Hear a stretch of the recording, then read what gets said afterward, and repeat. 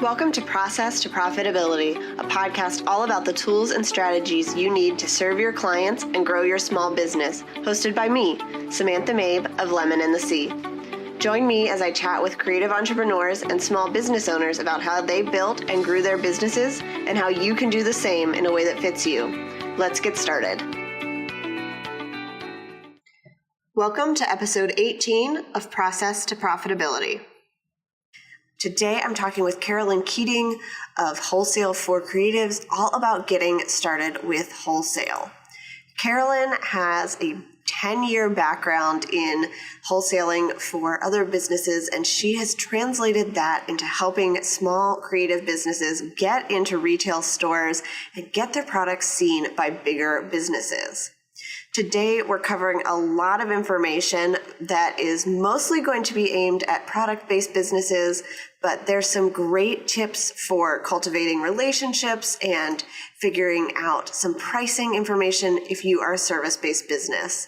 Some of the topics we cover are what wholesale is and why it's beneficial, how you can price your products for profitability in the wholesale space, and how you can connect with people in stores and build relationships so that you can be seen and stay top of mind whenever they are placing orders.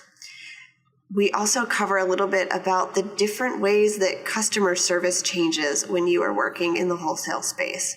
Carolyn Keating is the owner of Wholesale for Creatives, a resource for product-based businesses looking to develop their wholesale and retail strategy. Prior to launching her business, Carolyn spent a decade in sales with a New York City-based women's accessory company where she developed and sold products to retail chains throughout the country.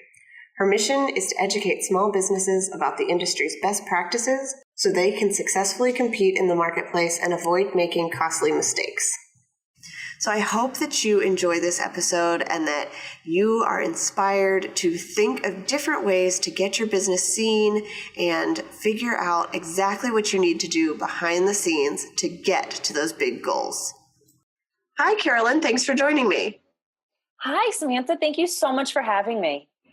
I'm excited to talk about this topic, but before we get started, why don't you tell us a little bit about who you are, where you're from, and what you do? So I originally grew up 20 miles north of New York City. And my dream, even as a child, was to work within the fashion industry. And I went away to college, came home, and started living the faux Carrie Bradshaw life. It was so not as glamorous as she made it out to be, but I was doing the commuting and working at fashion companies. And then I transitioned from a menswear company to a women's accessories company. And that's where I spent just about 10 years of my career selling and working for them, selling our products to stores big and small throughout the country. Now I live in upstate New York in Saratoga Springs, so I'm about 30 miles north of Albany, with my husband and my handsome dog. We moved about 5 years ago after my husband got a job transfer. So it was the first time that I was ever out of my element. And it's really what catapulted me into launching Wholesale for Creatives. Awesome. So I know a lot of our listeners are service-based businesses, but we've also got a lot of product-based businesses. So this topic is going to be really useful for them. But can you explain what wholesale is and why a product-based business might be interested in it?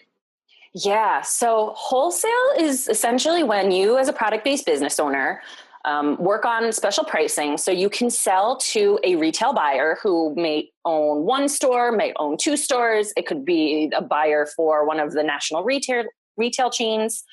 And you sell your product to them. And now they are carrying what you make on the shelf in their store.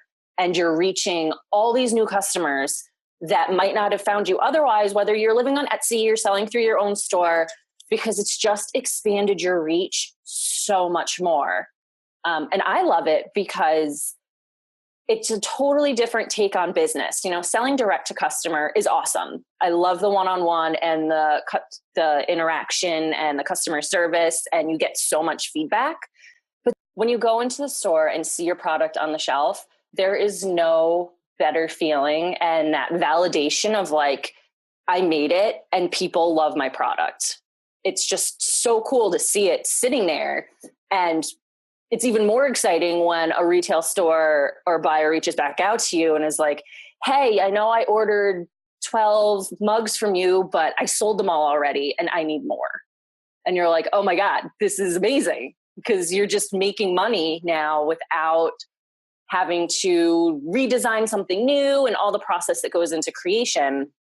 It's just this awesome way to scale your business when you own a product-based business. Awesome. And I feel like a lot of stores that we've seen lately have been going more towards, reaching out to these smaller businesses and getting their products in the stores. Rather, like at Target, there are these smaller businesses you see featured instead of it always being the Target brand things that are available. Yeah, now has got to be one of the best times to own a creative business, to be a maker, to be putting products out there, because just like you said, there are all these big stores now that are looking to differentiate themselves in the marketplace. And when everybody's doing more of the same, that's not super exciting. So let's just take Target and Walmart and say they are both selling mugs.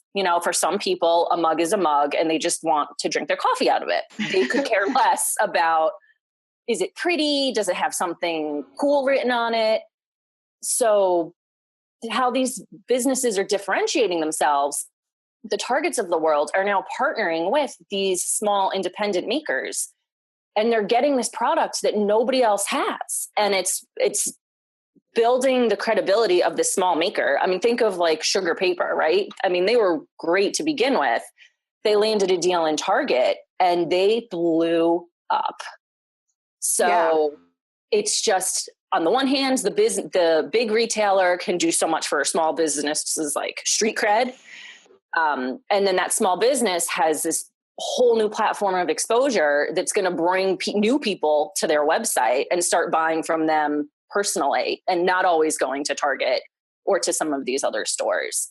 It's amazing. And all of these businesses are trying to be like, hey, retail, and you keep hearing about how retail and wholesale and stores are closing and the malls and everything. And another reason that these stores are going to small makers, again, it's really just to get something new and different that no one else has.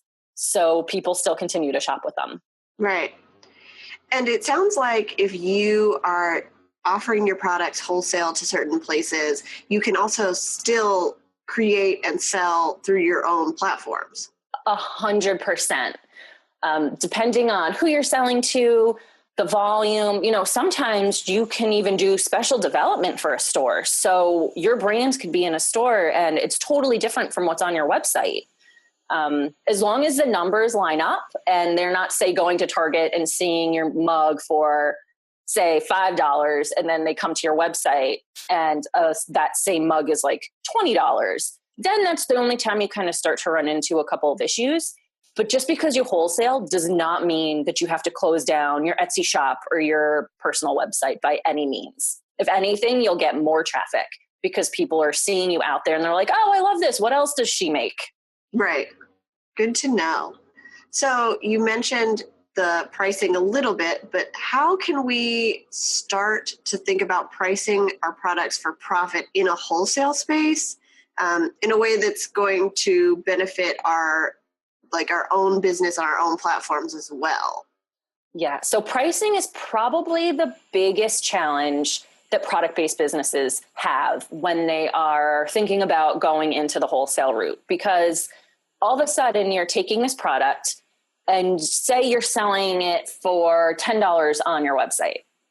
A lot of businesses will go about keystoning, which is essentially taking that retail and cutting it in half. So they're saying, oh, hey, you sell this for $10. Well, you need to sell it to me for $5. Okay. Because I'm going to turn around and now also sell it for $10, and they need to make money. So that's where they build their profits in.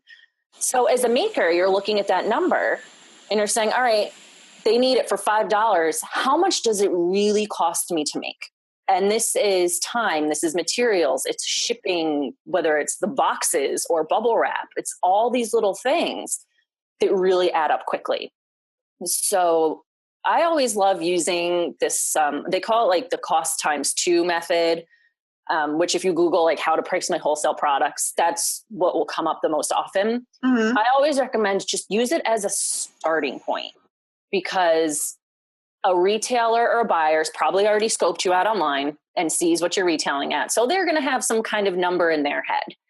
And do a lot of market research. Go out to these other stores, learn about what your competition's doing. See, hey, maybe I'm doing this awesome notepad and they're doing this notepad, but mine is 2 times the size and it has double the pages. And I've also got foil stamping on the cover. And this one is just really thin. It's a lot smaller. There's like no bells and whistles. And just learn the marketplace, because you're going to see, if you go to like the TJ Maxx's, they're really competitive on price. But you go to a boutique in town, there might have something that's going to be higher priced. So learning as much as you can about the marketplace and then deciding in the scope of everything where you want to live is probably the best way to tackle it. Because one of the ways that I see people trying to price their products, that's probably the worst idea, is what I like to call crowdsourcing. So that's when we go into the Facebook groups and we're like, hey, I need to price this. What do you think it should be? Right. And all of a sudden now you're getting bombarded with all these different answers. Some of them you're going to feel awesome. You're like, oh, hey, someone would pay me $20 for that. That's way more than I was thinking. Other times you're going to be like, wait, they want me to sell it for $1? I don't understand. And then you'll feel kind of like crappy about yourself, right? Because you're like, right. well, we're so far apart. I don't understand why they think, is it my design? Is it my style? What don't they love that they're only giving me this value that's so low? And the biggest problem with crowdsourcing is you don't know who these people are. So you're probably not talking to your ideal customer. And speaking to your ideal customer and getting to know them inside and out, that's where you're going to get some of the best information. But even doing that, everybody likes a good deal. So if I see something that's I love and someone's asking me for a price and I'm like, well, I'm totally going to buy that. I wonder if I can get her to do it like lower so I can save some money. So you gotta it's a very take everything with a grain of salt, but just immerse yourself, shop stores, pick stuff up, make notes, take pictures on your phone and compare stuff. And sometimes it's very apples to apples. Sometimes it's like apple to banana and they're not even close, but you can still pull different pieces and you'll organically start feeling a number that feels right. And then you'll plug that number in and see how it works with your costs and everything else and your idea of your retail pricing. And you'll almost be working backwards to formulate your own plan. Because sometimes when you just do that cost times 2 method that everybody talks about, you will lose money off the bat because there are always going to be things that pop up. So my best advice when it comes to pricing, do a ton of research, start with a number, work backwards from that retail to set your wholesale price. So whatever that retail is, slash it in half, then take that price and work it back to your numbers and see how much profit you're going to be making. Does it make sense at this price? Is there a number that would be better? And then kind of make the running adjustments from there. Right. And it sounds like that's where you have to know how much it costs you in dollars and in time to actually make your product, because whatever you're making, it's not just the cost of getting that thing produced, it's also a lot of your time to produce it and to package it up and ship it out and all of that you have to include in there as well, or you're going to miss some of those things and actually not end up making the profit you thought you might.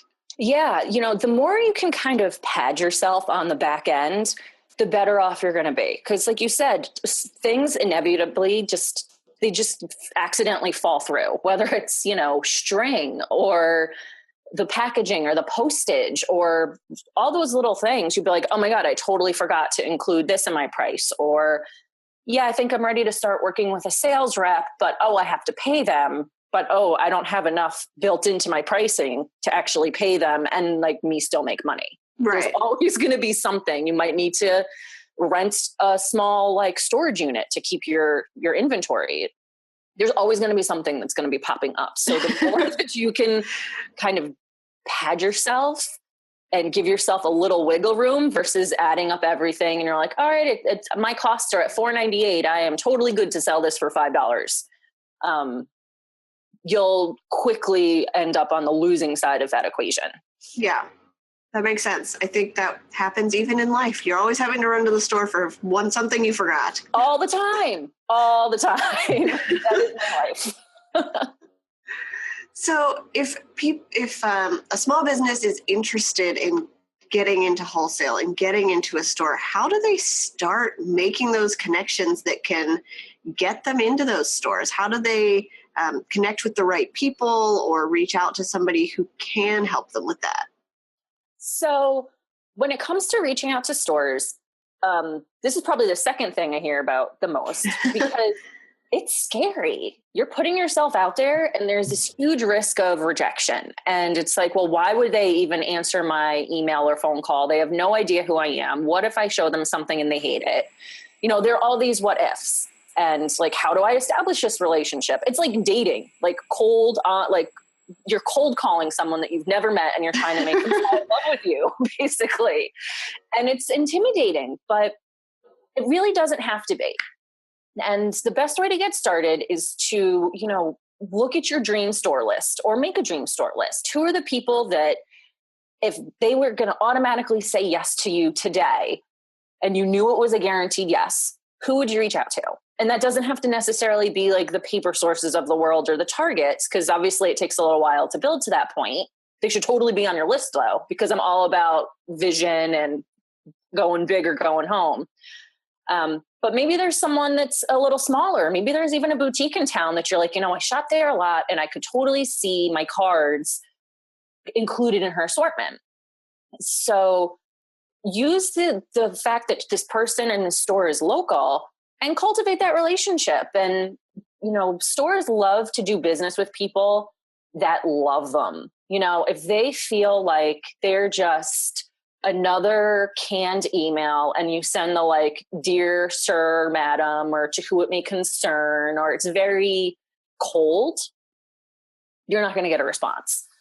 But when you take the time to just do your homework, research, get a name, like always address a buyer as much as you can, because sending it the like blank route is going to send you straight to spam, like 9 times out of 10. But do your research and in this email include, like show them how you're a fan or a friend of the store and say, every time I'm in town, I pop into your store. I'm so in love with, and then talk about something you saw recently. Or I've been a fan of such and such a long time, and, kind of go that route. Comment on Instagram, follow them on social media. Just be visible and be there. And, sometimes it clicks, but other times just hearing the fact that like, oh, you're not just trying to sell me and like check my name off your long list, you're actually invested in my business. And then talk to them about why you think your product is a good fit, because that speaks to you taking the time to learn about their customers. Oh, I see that you have a ton of pineapples on your floor for summer, and I actually just released this line of pineapple prints. Is this something that you sell year round, or is it just focused to the summer months? And just start a conversation. And coming from a place of, I'm your friend and I just want to support you and watch your business grow is going to get you so much further than the, hey, buy my stuff. Right. That's the end of the conversation. It really doesn't have to be scary. And there are going to be people that are going to say no. There are going to be people that totally ignore you. And you're like, I've sent a couple emails, like, what's going on? Why isn't anybody getting back to me? The crickets are chirping. It doesn't feel good. But I think it's important to remember that, while your product might not be the best fit for everybody, everybody's not going to be the best fit for you either. So almost use it as a way to like weed out the like, all right, this isn't the best option right now. Let me move on to something else and I'll table it. Right. And just keep going out and putting yourself out there, and it will happen. It just takes a little bit of getting used to and being okay with people either saying no or just not answering you at all. Yeah. This sounds a lot like the advice that people give when you're trying to pitch guest posting on somebody's blog, or, getting them to come over and do an interview for a show. It's all about building the relationship and not just saying, hey, I want to do this because it will help my business. Right. As soon as they look at you and just see like, oh, you just want my money, you're already kind of approaching this relationship on a bad foot. It's how can what I'm doing contribute to your bottom line? And Right. whether you've had sales history and you're talking about you're meeting with them and you're like, listen, they're loving stuff, and you can give them guidance and say, these are the top 5 items that I sell day in and day out. If you write anything, you should totally try these because they're like pretty much guaranteed sellers based on what I know. People appreciate that. And a lot of times, it's just like you would pitch a blog or podcast or anything else. Like, it can't be all about you, because the second it becomes the me show, that's when everybody starts tuning out. Right. Yeah. So can you give us just a brief outline of what happens if a store, whether it's something local or maybe a little bit larger, like a chain, says yes to putting your product in the store? So what happens after that? So the first step should be doing a little happy dance and popping some champagne, because you should totally be celebrating.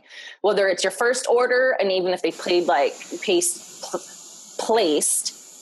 a handful of units, or if it's a big store and you're shipping hundreds or thousands of units, you did it. So start with the celebration.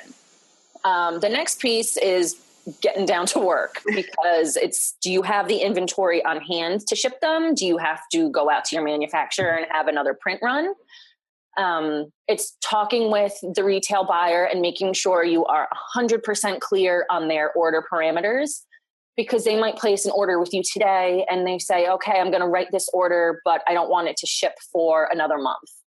So you need to make sure that you're staying on top of these dates, that you fulfill it in a timely manner, that you're just offering the best customer service and client experience that you can. And then you hit the ground running and do what you got to do to fulfill the order, to get the order packed and ready to ship. And it goes out the door. And then you should totally visit the store and look at your products on the shelf and do another happy dance and celebrate again. Okay. So you mentioned customer service, and I know a lot of small businesses who are selling products or services, they're interacting one-on-one with their customers and their clients. So how does that change when you are doing wholesale?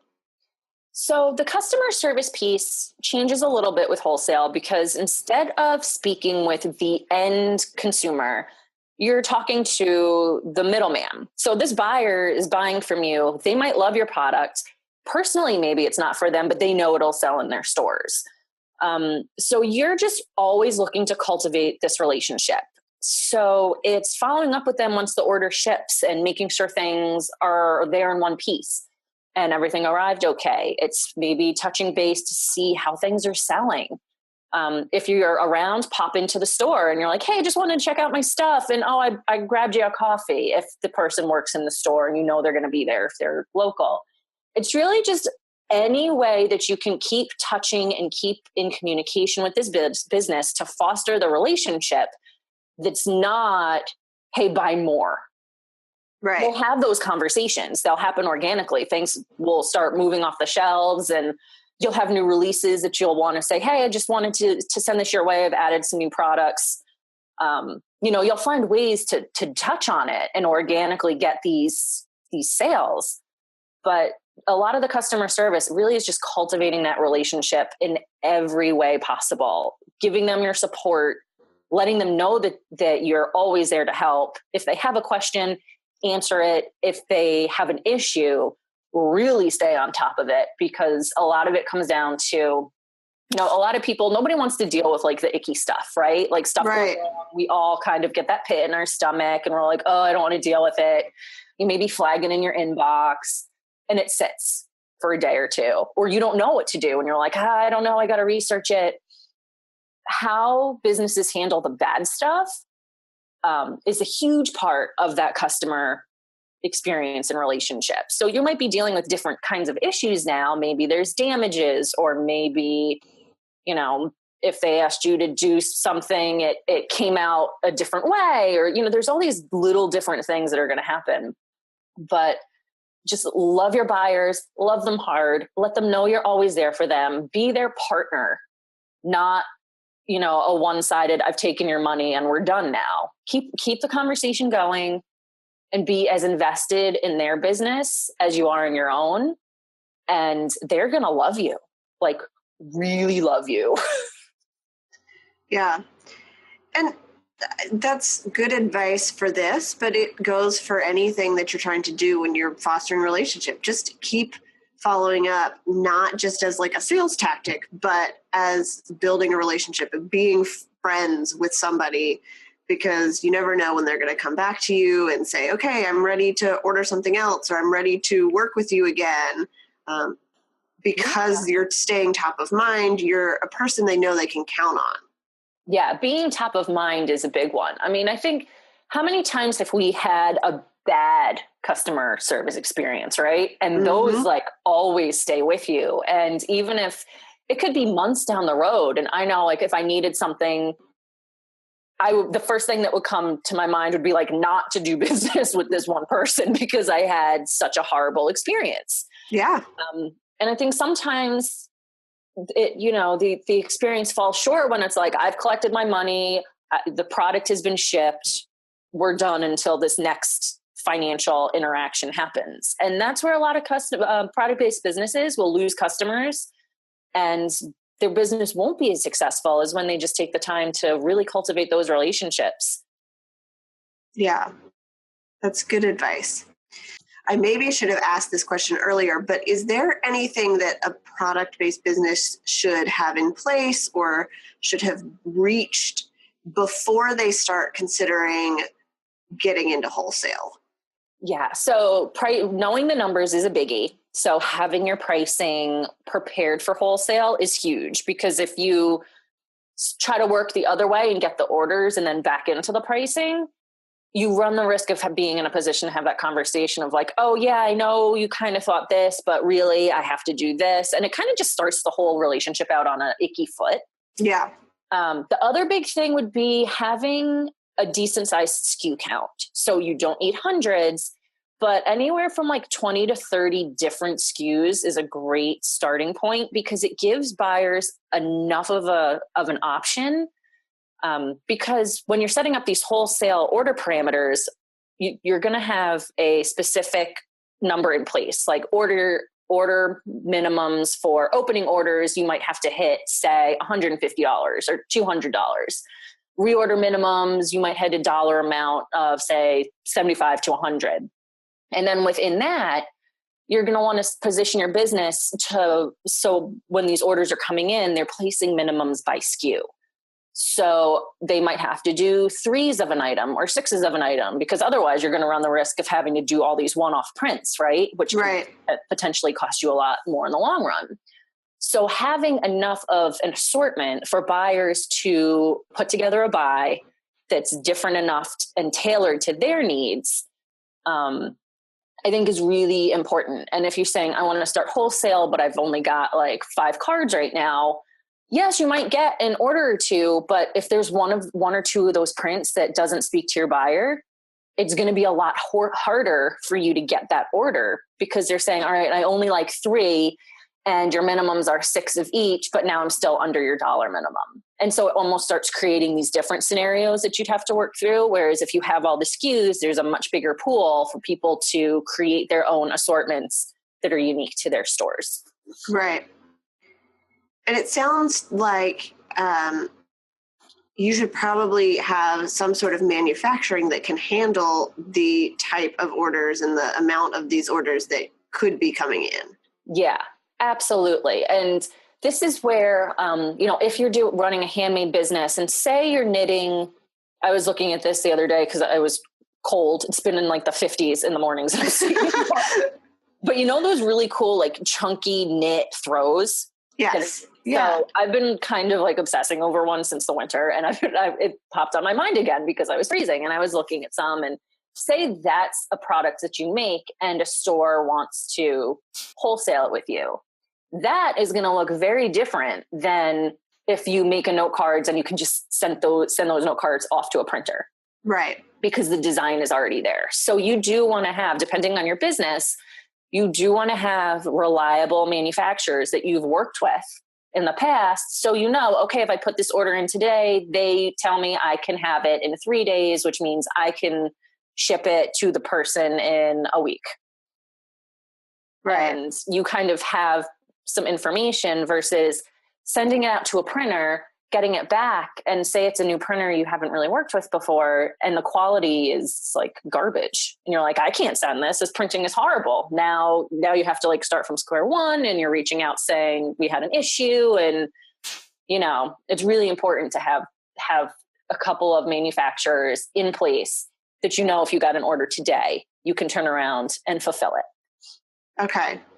Is there anything that I didn't ask about that you wanted to cover or that you think people should know? I will say when it comes to wholesale, it is a whole nother animal, and it's not necessarily perfect for every product-based business. Because when you're starting to wholesale, especially as a small business, chances are you're like a one-man band and you're doing everything. A lot of makers don't love the idea of selling, and that's totally okay. You can always hire sales reps and bring on salespeople down the road. But I think as a maker and a product-based business owner, it is important to be really involved in all these facets of your business to understand them on a really, really deep level. Because if you're asking someone to sell product for you, you really should be in those shoes already and have done it and familiar with some of like the requests and the feedback and the hurdles. So when the salesperson is like, oh, I'm having this issue, you're not looking like, wait, I don't understand. Why is this a problem? When you've already been in the shoes, you're like, oh yeah, I remember that happened. It wasn't fun. This is how I want to fix it. Right. So there is a lot of work that goes into it. It takes time to build a wholesale business. Not everybody's going to be an overnight success, but it really is amazing when all the pieces come together. Your pricing's on point, you've got your SKU count, and you've got stores lining up to get your product. Like there's nothing better. It's awesome.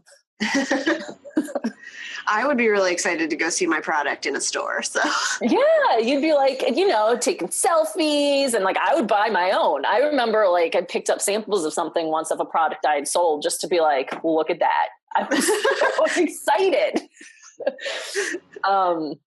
Yeah, it's awesome. It's hard work. It's different work than selling direct to customer. There's a lot of time involved. But if you really work to set the foundation first, you're going to set yourself up for success. I think the businesses that run into the most kind of struggles are the ones that just went all in without taking time to work through the numbers and do the research and set the foundation. Because as soon as you have to back into things, that's when, that profit is eaten away, and all of a sudden you're like giving away money that you didn't anticipate on giving away. Right. Because the processes and the systems just weren't in the right place to begin with. Yeah. Okay. So I have a couple of questions that I ask everybody at the end of the interviews. And the first one is, how has serving your clients well been so important in your business? Oh, so when I got into this business, I kind of got into it by accident. So I spent, I mentioned I spent 10 years in women's accessories, and I started hearing, I'm in Facebook groups and I'm hearing about people making these mistakes, and they're things that I just learned through being in the industry. And I certainly made mistakes. Some of them were super expensive mistakes and they cost a lot of money. And the thing that was different is I had this company behind me. I had them to catch me when I fell. I had management in place that would say, hey, Carolyn, you're doing this wrong, or you should have done this, or help me rectify situations. And if it wasn't for them, who knows what would have happened. So it was really important for me to be able to turn around and say, I've got this experience. Let me help you learn from the mistakes that I've made and what my decade in this industry has taught me. So you, as a small business owner, really have a fighting chance to make this a success, because as a small business, you're always hustling. You're always, 9 times out of 10, it feels like there's more money going out than there is coming in, and making one mistake could mean you have to close your doors, or you have to get another job, or you have to find another way to make up this money. Right. Right. So it's so important for me to help these businesses and basically just be their like product-based BFF. It's like, you've got a question, you've got a problem, like, let's chat about it. Because as a product-based business, you have a different view, and there are things that you're going to experience that service-based businesses don't necessarily have to go through or deal with, whether it's like sourcing or the excitement that comes with getting the perfect sample that you designed and you're like, oh my God, it came out better than what was in my head, or getting the sample that comes in and you're like, oh my God, this is so not even close to like what I submitted. I don't understand what's happening here. And the feelings and of that roller coaster ride. Right. So just being there for my customers to have a resource that's reliable, and you're not crowdsourcing this information. You're not sucked into the Google black hole, which we've all gotten sucked into. And you're like, is this right? I don't know if it's right. Does it pertain to me? Some people are saying yes. Some people are saying no. Like, I'm just so overwhelmed. I'm not going to do anything. So I love that I can help kind of connect the dots and fill in the gaps so product-based businesses can focus on more of what they love, which is creating, and get, their businesses out there and achieve the level of success that they're really dreaming about. Perfect. So tell me 2 things that you're loving right now. They can be business or life. So on the business side, I am a huge fan of Heather Crabtree's The Savvy Community. I'm the leader for upstate New York. And Savvy is actually where I launched my business. I met my first client there. It's where I've learned to connect in this online space, coming from a corporate wholesale product background. It's very different. I think any corporate environment and then transitioning into this online space, it's very eye-opening. It is. It's totally different. There are a lot of things that I kind of felt like a newbie, because I was, and I needed to relearn. And where I had the product-based information, things like setting up for a webinar or social media. I'm like, wait, why is this important? I never did it before. Millions of dollars, but it's a totally different mindset. So they've been a resource from the day I launched that I keep going back to, and I basically just always shout from the rooftops, because I think finding people who get it, whether you do own product-based or service-based business, is just so important on this journey, because it's not fun to go it alone. And the questions that we have, if I tried to have some of these questions with some of my college friends that are all very corporate, they would probably look at me like I'm crazy. Yes. But I can have these conversations with friends that I meet over coffee chats, and they totally get what I'm talking about. And there's just this camaraderie and this friendship that grows from that. And I love it. So another thing that I've been super loving lately is this app that helps me plan my meals. It basically keeps my family, being me and my husband, fed, because in the scope of everything, I have to cook dinner. Like my husband goes to office every day and he comes home, and I'm like, all right, I work from home. I probably should be able to get food on the table. It's called Plan to Eat, and it literally lets you go onto Pinterest or food blogs or anything, and you can download the recipes, and then you can drag and drop them into a calendar. So I can plan like to the ingredient. It'll be like, you are using 1.5 cloves of garlic this week. And I'm like, okay, that's good to know. And it just helps me streamline that part of my life. So when I have to function for my family, I can do it with less overwhelm. Yeah. Because just being like, what are we doing for dinner tonight? Oh, what's in the cabinet? Oh, nothing, because I didn't buy anything because I didn't plan in advance. Like, it's helped me, eat healthier, really minimize waste. Because for a while I felt like we were just buying stuff. I'd never do anything with it. And then you see it expired and growing things in the back of the refrigerator, which was always fun. And you're like, oh man, now I wasted $5 on this. And like, that adds up really quickly. Yeah. So that has been my go-to like lifesaver. And I can't get enough of it. I'm like on it every day just to add recipes just because it's fun. So it's like pinning on another level. I'm going to have to check that out. If I don't meal plan, we are like scrambling to find something to eat. Yeah. And the best part is it's not like a traditional app. It's actually a desktop program that you can then download the shortcut to your smartphone.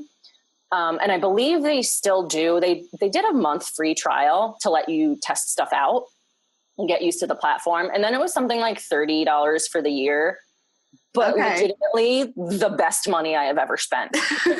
Even on Pinterest, you're like, I'll save this for later and this looks cool. And you kind of just bank them. This at least imports it. And I'm like, all right, I am going to make that fantastic dessert tonight. And I'll put it on and I'll get the ingredients and I'll actually do it. Instead of being like, what was that thing? I remember I saw it. It's on one of my like 900 secret boards. I don't remember it. Yeah, totally check it out. It was like life-changing. Okay. And I will link that in the show notes as well so other people can check it out. Yeah, I'm obsessed with it.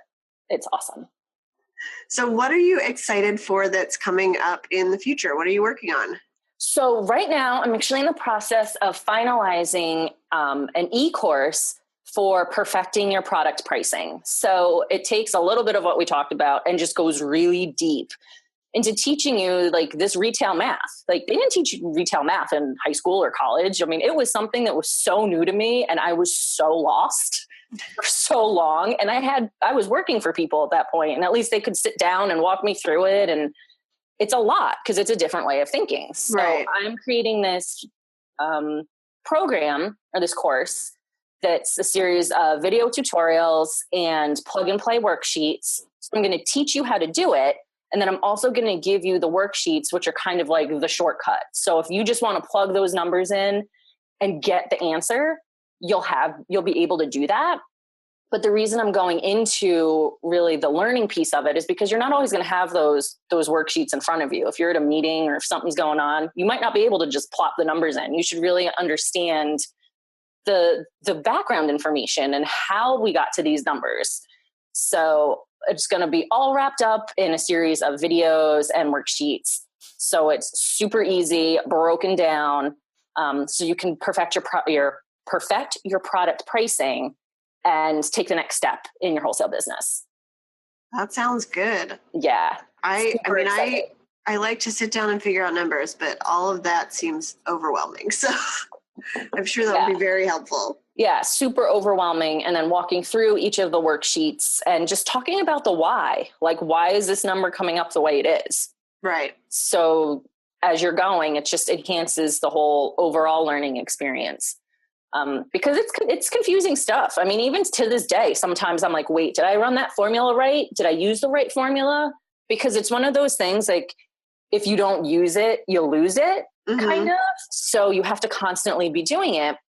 And so I don't even get to do it day to day evermore. It depends on which of my clients are where in their business. And so sometimes I almost need a refresher. So coming from this angle of, here's all the information. And then sometimes if you need a refresher, just go back in and you can learn and get all the answers you need and not feel as overwhelmed as you might in the beginning when you're just trying to wrap your head around all the things. Yeah. So if people want to check out your services and learn more about you, where can they find you online? So I am at Wholesale for Creatives, the number 4, wholesale number 4 creatives.com. You can also Google Carolyn Keating. I tend to pop up in the searches pretty quickly, Carolyn Keating Wholesale. And there you'll find information about the packages I offer, It's where I'm going to list the courses. I have a small shop right now. Right, the only thing that's currently in it is my terms and conditions plug and play template, which is something you want to include in any line sheets or catalogs that you have. The courses will be listed there. And I also have a blog where I share lots of wholesale tips and insights. On Facebook, I run a community for product-based businesses called the Wholesale Collective. And I run it with myself, another friend of mine who owns a stationery company, and another gal who has an apothecary business, and she's also a creative lawyer. So the three of us have kind of teamed up to, again, just have a place for product-based businesses to ask questions and get support, whether it's asking about a manufacturer of, hey, did anybody have a good result from working with X, or not so great results, or hey, I need yoga mats. Does anybody have a supplier for that? Or I'm sending out my first wholesale order and I've got a question about X. It's just a place for other product-based businesses to really connect and get answers from one another, because we've all been in that starting point. And we've got a lot of people that are either just getting started, they're further along in their business. And it's just kind of a cool place to meet other people that do what you do and understand the unique circumstances and the hurdles that you as a product-based business owner might experience. Yeah. And I love that you've created a group that will answer those kind of questions, and that this whole industry, we're not all about keeping secrets and everything has to be like guarded and locked away. Yeah. And that was actually, it's funny you mentioned that. That was one of the catalysts for launching this group, is because product-based businesses are in other groups asking just pretty generic questions, and they weren't getting answers because everybody is so like, I spent all this money to figure it out, and now I'm going to keep all this information under lock and key and hush hush, super secretive. But there are people out there that are like, I figured it out and I'm happy to tell you about it because I don't want you to go through what I went through. Right. Like, because it wasn't fun and it did cost me money, and I want to help you. And those are the people that we're looking to, hang out in our community, the givers, the ones that are, it's a give, get situation. They'll get answers to their questions, but they're also willing to share the love and what they've learned. So it might save someone else some headaches, some money, some time based on where they are in their business. Perfect. All right. Well, thank you so much for talking about all of this and covering so much. Yeah. Oh, thank you so much for having me. This was awesome. I had so much fun. Thanks for listening to Process to Profitability. Please take a minute to leave an honest review in iTunes so that I can help more small business owners and creative entrepreneurs find the show.